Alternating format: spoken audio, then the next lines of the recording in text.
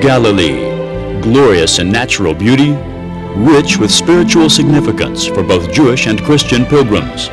For the Jewish people, it is the fertile northern region of the land God promised to Abraham as an everlasting possession. The Christian pilgrim, whose faith stems from the root of Judaism, can savor the region where Jesus established the core of his ministry, his beloved Galilee.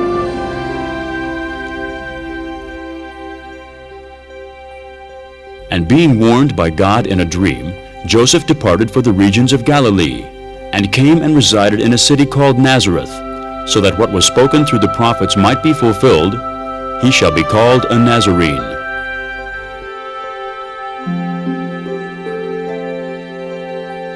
When Jesus heard that John had been taken into custody, he withdrew into Galilee, and leaving Nazareth he came and settled in Capernahum, which is by the sea in the region of Zebulun and Naphtali.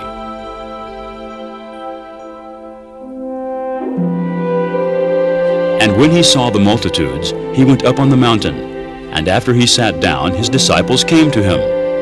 And opening his mouth, he began to teach them, saying, Blessed are the poor in spirit, for theirs is the kingdom of heaven.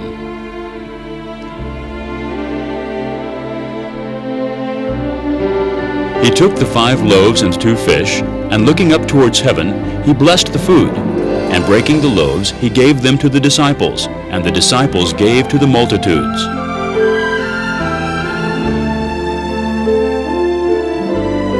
But when they saw him walking on the sea, they supposed it was a ghost, and they cried out.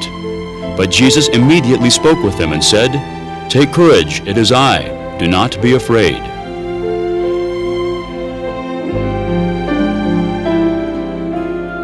Now when Jesus came into the district of Caesarea Philippi, he began asking his disciples, saying, Who do people say the Son of Man is? And they said, Some say John the Baptist, and others Elijah, but still others Jeremiah or one of the prophets. He said to them, But who do you say that I am? And Simon Peter answered and said, Thou art the Christ, the Son of the living God.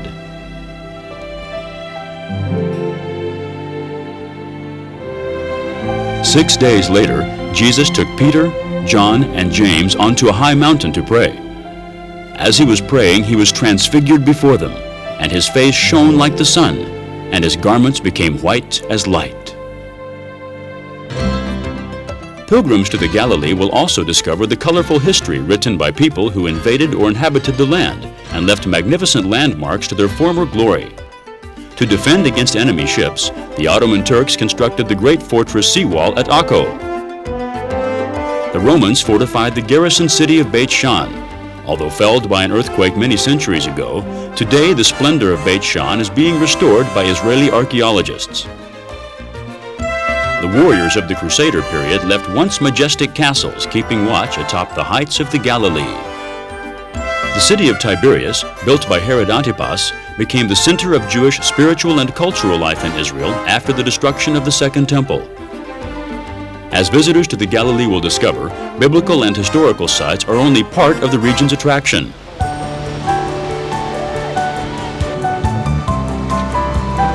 With so much to do and see in the Galilee, every visitor needs time to relax, reflect, and be refreshed before the next day's adventure. From the luxury of fine hotels in contemporary cities to the more casual atmosphere of kibbutz guest houses, the Galilee offers an array of lodging to suit any style or pocketbook.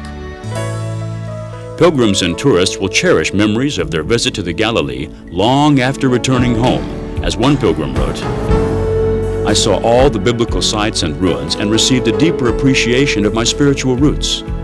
But something came alive to me one afternoon while I walked alone on a windswept hillside by the Sea of Galilee. As I experienced the land with all my senses, I felt that Jesus loved the Galilee in the same way I did that day. For the first time, I knew that I had walked where Jesus walked. And I also knew that one visit to the Galilee was not enough. I will be back."